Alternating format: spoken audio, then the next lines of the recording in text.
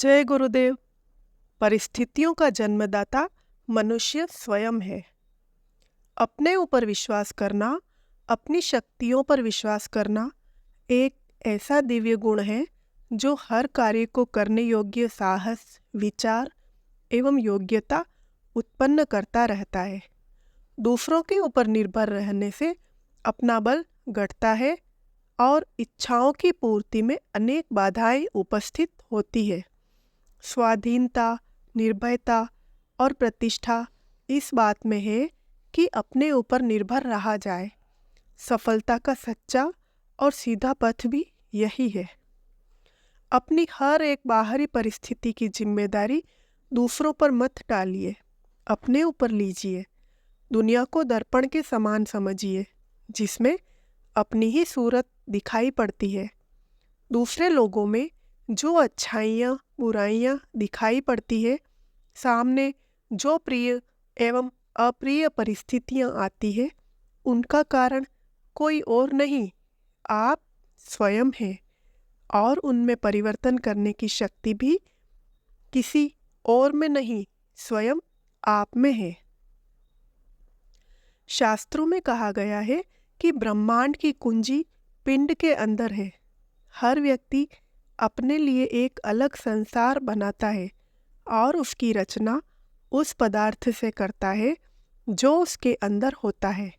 वास्तव में संसार बिल्कुल जड़ है। उसमें किसी को सुख दुख पहुंचाने की शक्ति नहीं है। मकड़ी अपना जाला खुद बुनती है और उसमें विचरण करती है। आप अपने लिए अपना संसार स्वतंत्र रूप से बनाते हैं और जब चाहते हैं उसमें परिवर्तन कर लेते हैं। एक व्यक्ति क्रोधी है, उसे प्रतीत होगा कि सारी दुनिया उससे लड़ती झगड़ती है। कोई उसे चैन से नहीं बैठने देता। किसी में बल मनसाहत है ही नहीं। जो आता है उससे उलझता चला आता है। एक व्यक्ति झूठ बोलता है, उसे लगता है कि सब लोग अविश्वासी हैं, संदेह करने वाले हैं, किसी पर भरोसा ही नहीं करते। एक व्यक्ति नीच है, वह देखता है कि सारी दुनिया घृणा करने वाले घमंडियों, स्वार्थियों से भरी हुई है, किसी में सहानुभूति है ही नहीं। एक व्यक्ति निकम्मा और आलसी है, उसे मालूम होता है कि दुनिया में काम है ही नहीं, सब जगह बेकारी फैली हुई है, व्यापार नष्ट हो गया, नौकरियां नहीं है, लोग बहुत काम लेकर थोड़ा पैसा देना चाहते हैं। एक व्यक्ति बीमार है, उसे दिखाई पड़ता है कि दुनिया में सारे भोजन अस्वादिष्ट, हानिकारक और नुकसान पहुंचाने वाले हैं।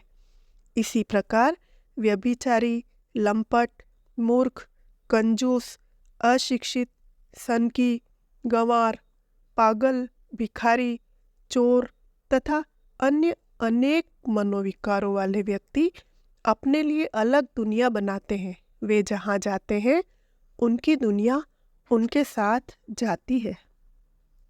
इसी प्रकार विज्ञानी, साधु, कर्मनिष्ठ, उत्साही, साहसी, सेवाभावी, उपकारी, बुद्धिमान और आत्मविश्वासी लोगों की दुनिया अलग होती है। बुरे व्यक्तियों को जो दुनिया बुरी मालूम होती थी, वही अच्छे व्यक्तियों के लिए अच्छी बन जाती है। सांसारिक पदार्थ जड़ है, वे न तो किसी को सुख दे सकते हैं और न दुख।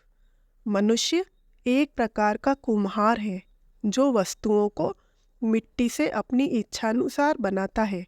संसार किसी के लिए दुख का हेतु है, किसी के लिए सुख का। वास्तव में वह कुछ नहीं है, अपनी छाया ही संसार के दर्पण में प्रतिबिंबित हो रही है। अपना दृष्टिकोण बदलने से दुनिया की सारी रूपरेखा बदल जाती है। हमारे विचार और कार्य जैसे होते हैं, ठीक उसी के अनुरूप बाहरी परिस्थितियों में अंतर आ जाता है। मनोविज्ञान बताता है कि मनुष्य में यह एक बड़ी भारी त्रुटि है कि वह अपनी भूल या न्यूनता को स्वीकार नहीं करता। अपने ऊपर उत्तरदायित्व लेने को तैयार नहीं होता, अपने दोषों को दूसरों के ऊपर थोपने का प्रयास करके वह स्वयं निर्दोष बनता है। यह आत्मवंचना की वृत्ति इतनी सूक्ष्म होती है कि मोटी बुद्धि से वह पकड़ में नहीं आती। भूल करने वाले लोगों में से अधिकांश के मन में यह दृढ़ विश्वास होता है कि वे निर्दोष हैं और दूसरे लोग ही उस दोष के भागी हैं। मानव स्वभाव की यह कमजोरी सत्य की खोज में बड़ी भारी बाधा है। सुख शांति को मिटाकर क्लेश कलह उत्पन्न करने वाली प्रधान पिशाची है। हम मानते हैं कि दूसरों में भी दोष है और अनायास अप्रिय परिस्थितियां भी सामने आती है, पर कांटों से आसानी के साथ बच निकलने योग्य विवेक की आंखें भी तो मौजूद है। संसार 3 गुणों का बना हुआ है, इसमें अच्छाइयों के साथ बुराइयां भी हैं। उन बुराइयों से बच निकलना बुद्धिमत्ता का काम है। ऐसी बुद्धिमत्ता तब आती है जब आत्मनिर्भरता के दृष्टिकोण को अपना लिया जाता है। अमुक व्यक्तियों द्वारा मुझे सताया गया, अपमानित किया गया, ठगा गया, उपेक्षित किया गया, यह सोचकर उससे बदला लेने या दुख के घूंट पीने से पहले आपको यह विचार करना चाहिए कि इस सताए जाने, अपमानित किए जाने, ठगे जाने और उपेक्षित होने में हमारा अपना दोष क्या था। सबसे पहले उस दोष को ढूंढने और निकाल देने की आवश्यकता है, क्योंकि आज किसी प्रकार बदला ले लेने या मामले को दबा देने से काम न चलेगा। कल फिर वैसी ही परिस्थितियां पैदा होगी। वह दोष यदि न निकाला गया तो आए दिन ऐसी ही अप्रिय घटनाएं न्योत न्योत कर बुलाता रहेगा। धर्म युद्ध में लगने वाले आघात या देवी प्रकोप की कुछ थोड़ी सी घटनाओं को छोड़कर शेष समस्त घटनाओं का अपना उत्तरदायित्व है। यदि संसार आपके साथ उचित व्यवहार नहीं करता तो इसका कारण बाहर मत ढूंढिए, वरन अपने अंदर तलाश कीजिए। एक हाथ से ताली नहीं बजती, दोनों हाथ जब टकराते हैं तभी शब्द होता है। यदि दूसरे लोग झगड़ालू हैं तो आप ऐसा अवसर न दें कि वह टकराए, तब निस्संदेह संघर्ष बहुत कुछ बच सकता है। आप किसी गुत्थी को सुलझाने के लिए दूसरों की सहायता ले सकते हैं, पर उनके ऊपर अवलंबित मत रहिए। अपने पैरों पर खड़े होइए और स्वयं कठिनाइयों को सुलझाने का प्रयत्न करिए। जब तक आप दूसरों पर आश्रित रहते हैं या समझते हैं कि हमारे कष्टों को कोई और दूर करेगा, तब आप बहुत बड़े भ्रम में हैं। जो उलझने आपके सामने है उनका दुखदायी रूप अपनी त्रुटियों के कारण है। उन त्रुटियों को त्याग कर आप स्वयं ही अपनी उलझने सुलझा सकते हैं। जब आत्मविश्वास के साथ सुयोग्य भोग की तलाश करेंगे तो वह किसी न किसी प्रकार मिलकर ही रहेगा। जब मनुष्य आत्मनिर्भरता के वीरतापूर्ण दृष्टिकोण को छोड़कर पराया मुँह ताकने की कायरता, क्लीवता और हीनता की अंधकारमयी भूमिका में उतरता है, तो वह बड़े दीन वचन में बोलने लगता है, मैं क्या कर सकता हूँ? दूसरों ने मुझे जकड़ रखा है, रास्ते रोक रखे हैं। ऐसी शिकायतों में 3/4 भाग झूठ होता है। भूत पलित, देवी देवता, भाग्य, ईश्वर, ग्रह नक्षत्र, समय, युग तथा और भी अनेक बहानों को पकड़कर वह कहता है कि यही सब मेरे सुख दुख के कारण है। विपत्ति के समय वह देवी देवताओं की मनौती मानता है, चाहता है कि कोई ऐसा देवदानव कहीं से उतर आए जो पलक मारते उन कठिनाइयों को हल कर दे। इस प्रकार की विचारधारा बेकार और भयंकर है।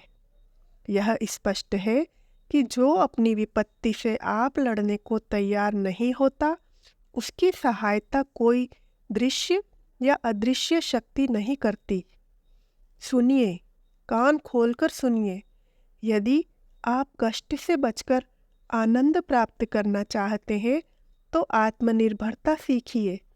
अपनी भुजाओं पर विश्वास कीजिए, अपनी बुद्धि को काम में लाइए और अपने पैरों पर खड़े हो जाइए। तभी आपकी इच्छा और आकांक्षाएं पूर्ण हो सकेगी। सारी समस्याओं को सुलझाने की कुंजी अपने अंदर है। दूसरे लोगों से जिस बात की आशा करते हैं उसकी योग्यता अपने अंदर पैदा कीजिए, तो बिना मांगे अनायास ही वे इच्छाएं पूरी होने लगेगी। आप चाहते हैं कि आपको बीमारी न सताए, तो स्वास्थ्य के नियमों पर दृढ़तापूर्वक चलना आरंभ कर दीजिए। आप चाहते हैं कि ऐशो आराम उठाएं, तो धन कमाना आरंभ कर दीजिए। आप चाहते हैं कि बहुत से मित्र हों, तो अपना स्वभाव आकर्षक बनाइए। आप चाहते हैं कि लोग आपका लोहा माने, तो शक्ति संपादन कीजिए। आप चाहते हैं कि प्रतिष्ठा प्राप्त हो, तो प्रतिष्ठा के योग्य कार्य कीजिए। आप चाहते हैं कि ऊंचा पद प्राप्त हो, तो उसके योग्य गुणों को एकत्रित करिए। आप चाहते हैं कि दाम्पत्य जीवन आनंदमय हो, तो पत्नी के हृदय में स्थान प्राप्त करने की योग्यता प्राप्त कीजिए। धन, बुद्धि, बल, विद्या चाहते हैं तो परिश्रम और उत्साह उत्पन्न करिए। जब तक अपने भीतर वे गुण नहीं है जिनके द्वारा मनोवांछाएं पूरी हुआ करती है, तब तक यह आशा रखना व्यर्थ है कि आप सफल मनोरथ हो जाएंगे। बाहर की शक्तियाँ भी सहायता किया करती है, पर करती उन्हीं की है जो उसके पात्र हैं। एक मनुष्य सहायता की याचना के लिए जाता है। उधार या मुफ्त कोई वस्तु चाहता है तो उसे आसानी से मिल जाती है।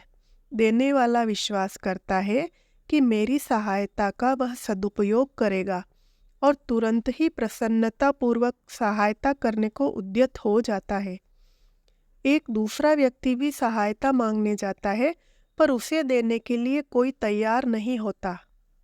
कारण यह नहीं है कि पहले व्यक्ति का भाग्य अच्छा है और दूसरे का खोटा है, या सहायता करने वाला दुष्ट है, वरन असली कारण यह है कि दूसरा व्यक्ति अपनी योग्यता और ईमानदारी उस प्रकार प्रमाणित नहीं कर सका जैसा कि पहले व्यक्ति ने की थी।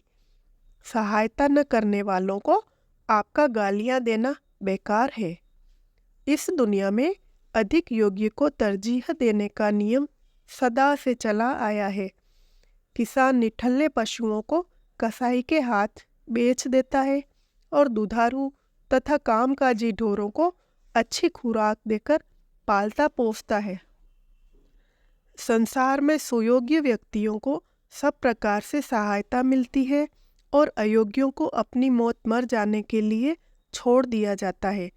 माली अपने बाग में तंदुरुस्त पौधों की खूब हिफाजत करता है और जो कमज़ोर होते हैं उन्हें उखाड़कर उस जगह दूसरा बलवान पौधा लगाता है। ईश्वर की सहायता भी सुयोग्यों को मिलती है। माला जपने और मनौती मानने पर भी अयोग्य बेचारा वहाँ से निराश लौटता है। संसार में सफलता प्राप्त करने की आकांक्षा के साथ अपनी योग्यताओं में वृद्धि करना भी आरंभ कीजिए। आपका भाग्य किस प्रकार लिखा जाए, इसका निर्णय करते समय विधाता आपकी आंतरिक योग्यताओं की परख करता रहता है। उन्नति करने वाले गुणों को अधिक मात्रा में जमा कर लिया गया है तो भाग्य में उन्नति का लेख लिखा जाएगा, और उन्नायक गुणों को अविकसित पड़ा रहने दिया गया है और दुर्गुणों को, मूर्खताओं को अंदर भर रखा गया है, तो भाग्य की लिपि दूसरी होगी।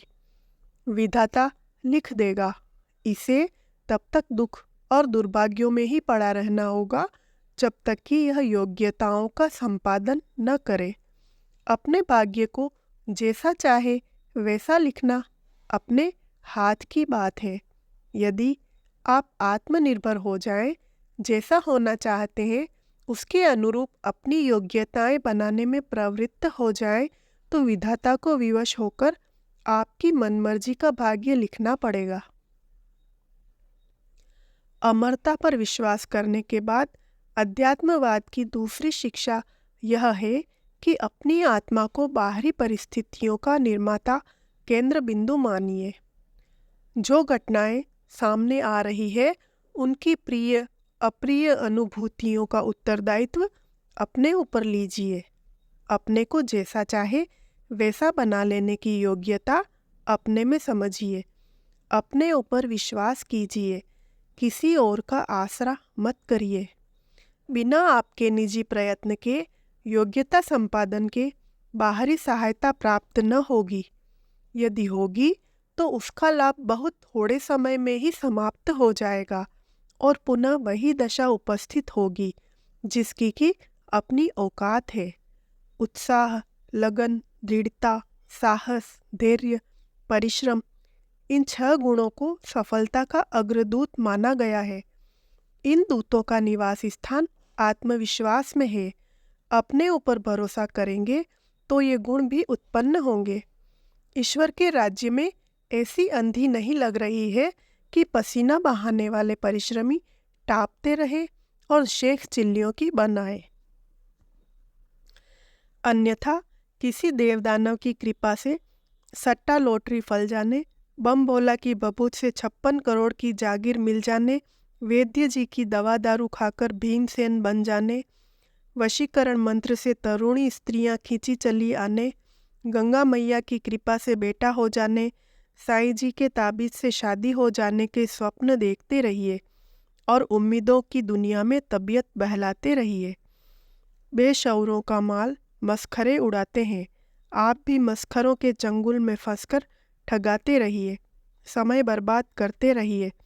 प्रयोजन कुछ भी सिद्ध न होगा। मनुष्य परमात्मा का सर्वप्रिय पुत्र है। उसे इतनी स्वाधीनता, क्षमता और योग्यता स्वभावतः प्राप्त है कि अपने लिए उपयोगी एवं अनुकूल परिस्थितियों का निर्माण एवं आविर्भाव कर सके। परमात्मा ने मनुष्य को बेबस, अयोग्य, पराधीन, दुर्बल निर्बल बनाकर नहीं भेजा है कि दूसरों की आश्रित रहें, दूसरों की कृपा पर अवलंबित रहें। वह अपने भाग्य का निर्माता आप है। अपने लिए भली बुरी स्थिति चुनने का और उसे उपलब्ध करने का एकमात्र अधिकार केवल उसी के हाथ में है। जैसी भी भली या बुरी परिस्थितियां हमारे सामने आती है, वे किसी देवी देवता के शाप वरदान से, ग्रह नक्षत्र के हेर फेर से या किसी अन्य कारण से नहीं आती। उनके मूल उत्पादक हम स्वयं ही होते हैं। जैसे विचारों को अपनाया जाता है, जैसे स्वभाव एवं गुणों का निर्माण किया जाता है, जैसा दृष्टिकोण होता है, जिस प्रकार की इच्छा, आकांक्षा, नीति और कार्यप्रणाली होती है, उसी के अनुसार हमारा ढांचा तैयार होता जाता है। परिस्थितियाँ और घटनाएं उन दोनों की छाया मात्र है। चटोरे, व्यभिचारी एवं असंयमी व्यक्ति आए दिन बीमार पड़ते हैं। आलसी, निरुद्योगी व्यक्ति निर्धन रहते हैं। कड़ुए एवं खोटे स्वभाव वाले चारों ओर शत्रुता, कटुता, असहयोग एवं तिरस्कार का वातावरण देखते हैं। लोभी ठगे जाते हैं, कायर सताए जाते हैं, असावधान गाटा दे बैठते हैं, मोहग्रस्त बहुत रोते चिल्लाते हैं, डरपोकों को चिंता बेचैन किए रहती है। इसी प्रकार अच्छे गुण, विचार, दृष्टिकोण एवं कार्यक्रम वाले व्यक्ति सब प्रकार की सुख सामग्रियों से संपन्न होकर सुखी जीवन व्यतीत करते हैं। दुख और सुख, बड़प्पन और लघुता, हानि और लाभ अपनी निजी योग्यता, चतुरता और क्षमता के ऊपर निर्भर है और इन तीनों को मनुष्य चाहे तो प्रयत्न करके बहुत उन्नत कर सकता है। प्रमाद में पड़कर इन स्वाभाविक शक्तियों के हाथ से हाथ भी धो बैठ सकता है। संसार में जितने भी सुखी या दुखी व्यक्ति हैं, अपनी निज की कार्य पद्धति के अनुसार है। उन्होंने स्वयं ही अपने लिए वैसी परिस्थिति तैयार की है। भाग्य, प्रारब्ध, देव, तकदीर, ईश्वर इच्छा आदि कोई ऐसी वस्तु नहीं है जो मनुष्य के अपने प्रयत्न से बाहर की बात हो। कल का प्रयत्न कर्म आज भाग्य के रूप में सामने आता है। यदि आज हम दुष्कर्म न करें तो भविष्य में कोई शक्ति हमारे भाग्य को बुरा नहीं बना सकती। यदि आज हम अनुचित कार्य कर रहे हैं तो संसार की कोई भी शक्ति हमें भविष्य में भाग्यशाली नहीं बना सकती। ईश्वर जो कुछ करता है हमारे कर्मों के आधार पर करता है। वह पूर्ण न्यायी एवं कठोर